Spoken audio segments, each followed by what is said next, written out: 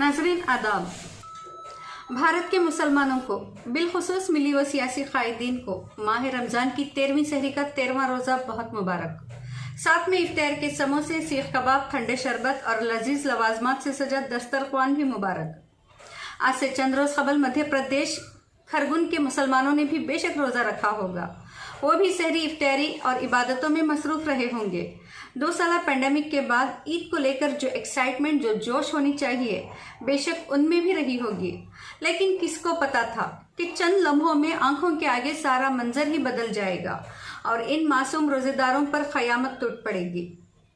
नाज़रीन, वो 10 अप्रैल इतवार का दिन था जिस दिन राम की पैदाइश थी, जिस राम राज्य के दावे बीजेपी आरएसएस 11 सालों से कर रही है, मगर उसी राम के नाम पर सब कुछ तबाह कर दिया गया।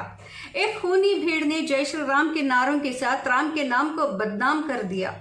10 अप्रैल को जब मुल्क भर की तरह मध्य प्रदेश के 43,000 मुस्लिम आबादी वाले खरगुन में रामनवमी का जुलूस निकाला जाता है, जिसमें हजारों की तादाद में भगवाधारी शामिल होते हैं, जो जय श्री राम के नारों के साथ डीजे की नाकाबिले बर्दाश्त धुन पर रक्स करते हुए जय श्री राम और पाकिस्तान जाओ जैसे नारे लगा रहे होते हैं। वहीं दूसरी जानिब मासूम रोजेदार मुसलमान अपनी इबादतों में मसरूफ थे कि अचानक राम का नाम लेने वाले, राम की जय जयकार करने वाले रावण बनकर रोजेदारों पर भूखे कुत्तों की तरह टूट पड़ते हैं और शैतानियत का ऐसा नंगा नाच खेला जाता है जिसे बयान करना भी मुश्किल है। जी हाँ नाज़रीन, जब रामनवमी जुलूस तालाब चौक इलाके से शुरू हुआ तो खबरों के मुताबिक उसी दिन तशद्दुद इलाके से 40 किलोमीटर दूर बीजेपी लीडर कपिल मिश्रा ने भीड़ से मुखातिब होकर इश्तियाल अंगेज तकरीर की थी, जिसकी वीडियो सोशल मीडिया पर भी वायरल हुई है और गुज़िश्ता रोज एहसास टाइम्स पर भी उस ताल्लुक से न्यूज़ बनाई गई है, जिसमें कपिल मिश्रा घरों में घुसकर मारने की धमकी देता नजर आ रहा है। इसके अलावा वहां मौजूद भगवा हुजूम को कश्मीर फिल्म के बारे में बताकर मुसलमानों के खिलाफ उकसा रहा है। नाजरीन, उस वीडियो की लिंक डिस्क्रिप्शन में मौजूद है, आप चाहें तो वहां पे देख सकते हैं। खैर, अभी जब जुलूस आगे तालाब चौक मस्जिद के पास पहुंचता है तो हिंदू संगठन के कार्यकर्ताओं ने मस्जिद जोरों शोरों से नफरत अंगेज नारे बुलंद कर दिए। मस्जिद के आगे डीजे की आवाज मस्जिद बढ़ा दी गई। मुसलमानों को भड़काने की हर मुमकिन कोशिश की गई। मस्जिद की तौहीन करते हुए पत्थरबाजी भी हुई, जिससे मस्जिद को भी नुकसान पहुंचा। जब मुसलमानों ने इन्हें समझाते हुए रोकने की कोशिश की तो इन दंगाइयों ने मुसलमानों पर ही हमला कर दिया। मुस्लिम घरों पर पत्थर बरसाए गए, घरों दुकानों को लूटा गया, आतिशज़दी की गई, औरतों बच्चों के साथ मारपीट बदसलूकी भी की गई। मिल्लत टाइम्स की एक रिपोर्ट के मुताबिक खरगुन ही की एक और मस्जिद है जिसका नाम बिलाल मस्जिद है। इसका ताला तोड़कर पुलिस वहां जबरन घुस गई और उस मस्जिद को भी नुकसान पहुंचाया गया। इस दौरान वहां मौजूद एक बुजुर्ग खातून ने मजम्मत की तो इन जालिमों ने उनके हाथ पर तलवार से हमला कर दिया और हमेशा की तरह पुलिस यहाँ पर भी एक तरफा कार्रवाई करती रही। पहले तो हालात पर काबू पाने के लिए पुलिस ने आंसू गैस के गोले दागे, लेकिन हिंदू दंगाइयों को रोकने में पुलिस जब पूरी तरह से नाकाम साबित हुई तो दर्जनों बेकसूर मुस्लिम नौजवानों को गिरफ्तार करना शुरू कर दिया।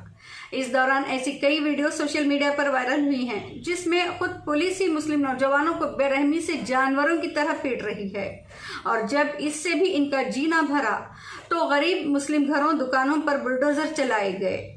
पहले ही दंगाइयों के हाथों लुटकर तबाह हो चुके मुसलमानों पर अब एक और कहर तोड़ा गया।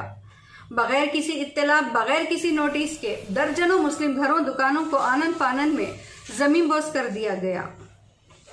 जिस घर को बनाने में जिंदगियां गुजर जाती हैं, जिस घर को बनाने में जिंदगियां गुजर जाती हैं, आज उन घरों को पलक झपकते नजरों के आगे मस्मार कर दिया गया है और बेचारे रोजेदार मुसलमान खून के आंसू पीकर रह गए।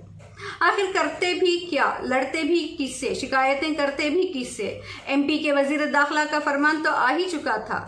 नरोत्तम मिश्रा ने खरगुन में हुए तशद्दुद का इल्जाम सीधे सीधे मुसलमानों पर लगाते हुए बयान दिया था कि जिन्होंने पत्थर जलाए हैं इनके घरों को पत्थर बना दिया जाएगा और बिला किसी ताखिर के हंसते खिलखिलाते इन आशियानों को पत्थर का ढेर बना दिया गया। बाकी खाकी पुलिस भी इन्हीं की, सरकार भी इन्हीं की और अदालतें भी इन्हीं के। अब इस जुल्म के खिलाफ बोलेगा भी तो कौन, इंसाफ दिलाएगा भी तो कौन। मुस्लिम रहनुमाओं के मुंह में तो जबानें हैं ही नहीं। एक आध मजम्मती बयान जारी करके कईयों ने अपनी जिम्मेदारी पूरी कर ली है, पल्ला झाड़ लिया है और कईयों ने सरकार के नाम महज खुतूत लिखकर ही फतेह हासिल कर ली है, जिससे बेसहारा मुसलमानों को इंसाफ भी मिल गया, उनके जख्मों पर मरहम भी लग गया और उनके नुकसान की शायद भरपाई भी हो चुकी होगी। खैर, एक बार फिर हम अपनी बात दोहरा रहे हैं कि माह रमज़ान है, सब्र, बर्दाश्त और इबादतों का महीना है। सो सब्र करें और अपने नाम निहाद सो कॉल्ड कायदीन से हरगिज बदजन ना हो। वैसे भी इनकी मिली और सियासी कायदीन को एसी में बैठकर भी कौम की बहुत फिक्र है। तभी शायर ने क्या खूब कहा है, कौम के गम में डिनर खाते हैं हुक्काम के साथ, कौम के गम में डिनर खाते हैं हुक्काम के साथ, रंज लीडर को बहुत है मगर आराम के साथ। रही बात खरगुन के बेसहारा बेसरो सामान मुसलमानों की, तो इस साल माह मुबारक में खून के आंसू पीते हुए इनकी सहरी और इफ्तारी तो हो ही रही होगी। आप रहनुमाए कौम, कायदीन मिल्लत और मुफक्किरान कौम को आपकी चमकदार हवेलियां मुबारक हो और इन गरीबों को इनकी टूटी फूटी झुक्कियां। आखिर में चंद मुसलमानों की अपने रहनुमाओं से एक मासूम सी शिकायत है कि इन्होंने मुश्किल अजियतनाक वक्त में खरगुन के मुसलमानों को बेसहारा, बेयारो, मददगार, लावारिस बनाकर छोड़ दिया और किसी ने भी इनसे मुलाकात करने, इन्हीं तसल्ली दिलासा देने की जहमत तक नहीं की है। हम अपने इन भाइयों बहनों को बस इतना कहेंगे, जरा सा सब्र कीजिएगा, जरा सा सब्र कीजिएगा, इसके लिए अभी वक्त पड़ा है, अभी भी तो आग लगी है, अभी तो राख बननी है। जरा सा इंतजार कीजिए कि अभी तो सब धुआं होना बाकी है, फिर ये भी बिलों से निकलेंगे लेकर मुफलिसों के नाम की झोलियाँ, फिर होगी दंगों के नाम पे चंदे और ज़कात की वसूलियाँ।